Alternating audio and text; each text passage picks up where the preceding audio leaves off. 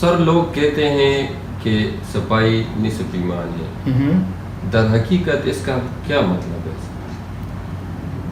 ہم جب چھوٹے تھے اسکول میں پڑھتے تھے پرائمری لیول پہ، تو ہم یہ سمجھتے تھے کہ جو بقائن کے درخت سے چھوٹے چھوٹے پتے یا وہ کیا ہے سٹیمز جو چھوٹے چھوٹے ان پتوں کے ساتھ ہوتے تھے وہ نیچے گرتے تھے، تو استاد ہمیں کہتے تھے کہ صفائی کرو، تو ہم اس کو صاف کرتے، تو ہمارے ذہن میں صفائی وہی تھی۔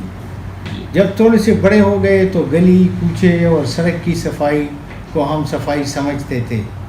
پھر اس کے بعد گھر میں جب بندہ دیکھتا ہے کہ ایک چارپائی بری طرح پڑی ہوئی ہے اور اس پہ ڈسٹ پڑا ہوا ہے، تو ہم اس کو صفائی کہتے تھے۔ لوگ اکثر گھروں میں، اگر آپ کو یاد ہو پرانے زمانے میں کسی دن سارے برتن نیچے اتار کے اس کی صفائی کرتے تھے۔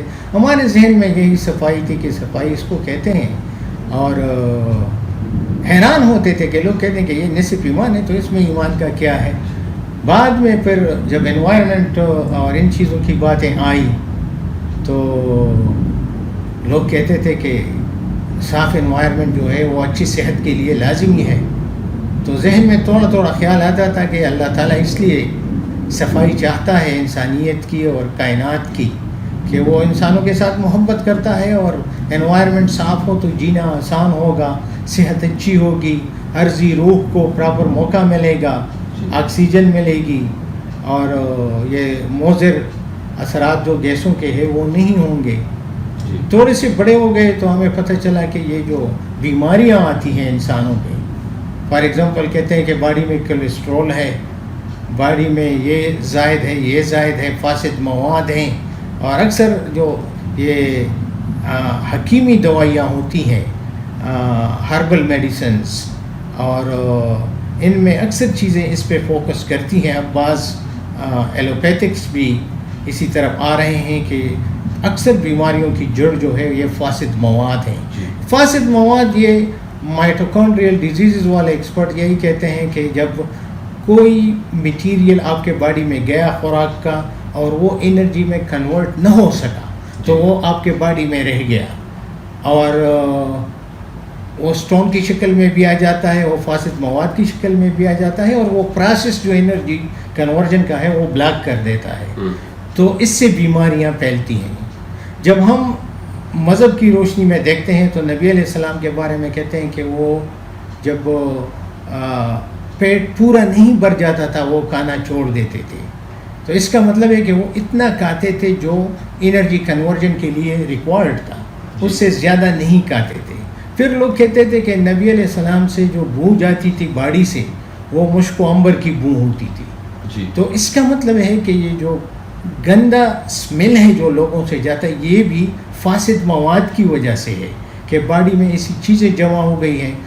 پھر ہم نے سوچا کہ جو نیت ہے اس میں بھی خرابی آ جاتی ہے تو وہ بھی انسان کے لیے گندگی کا سبب بنتا ہے، گندا سوچ کا، خراب سوچ کا، گناہ کی طرف مائل کرنے والا سوچ کا، نیت کی خرابی، اور روحانی صفائی جو ہے کہ آپ کا روح مطمئن ہو، وہ صاف اور ستھرا ہو تو آپ کو کوئی مسئلہ نہیں ہوگا۔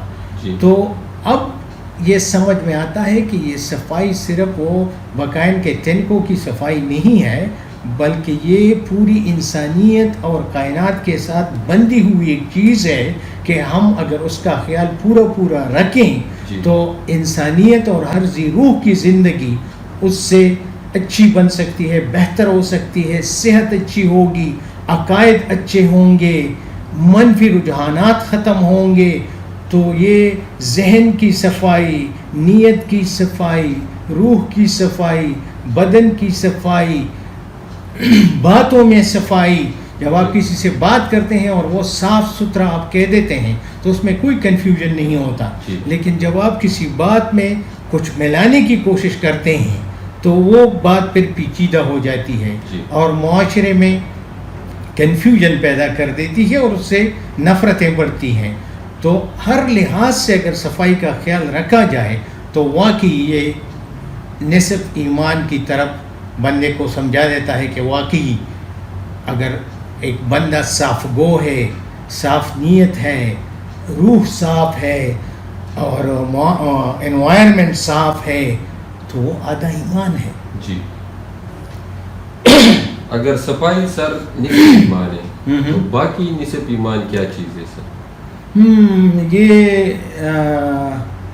صفائی میں اگر آپ اس کی فزیکل اسپیکٹ کو دیکھیں تو صفائی کا مطلب یہ ہے کہ آپ گندگی کو دور کرتے ہیں اپنے آپ سے.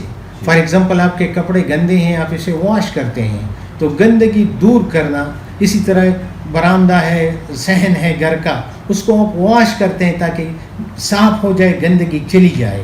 تو اس کو اس طرح روحانی طور پر ذکر سے اور قرآن کی تلاوت سے آپ ذہن کو صاف کرتے ہیں. اس میں جو شیطانی خیالات ہوتے ہیں, جس میں منفی خیالات ہوتے ہیں, جو نیت کی بدی ہوتی ہے, اس کو نکالنے کے لیے آپ مختلف عبادات کرتے ہیں, اچھائیاں آپ کرتے ہیں, صدقے دیتے ہیں, لوگوں کو خیرات کرتے ہیں تاکہ آپ کی نیت میں دولت کی وجہ سے جو گندگی آئی ہے وہ نکل جائے. اب ایک خوبصورت بات یہ ہے کہ وہ باقی آدھے ایمان کا آپ نے پوچھا, تو وہ حیا ہے. اور حیا کا مطلب یہ ہے کہ گندگی سے اپنے آپ کو بچانا ہے. صفائی گندگی اپنے آپ سے دور کرنا ہے, اور حیا گندگی سے اپنے آپ کو بچانا ہے. فار ایگزامپل میرے پاس 2 اسٹوڈنٹ آتے ہیں اور ایک کے ساتھ میں زیادتی کرتا ہوں اور دوسرے کے ساتھ میں فیور کرتا ہوں, اس کا ساتھ دیتا ہوں اس کی اللیگلٹی میں.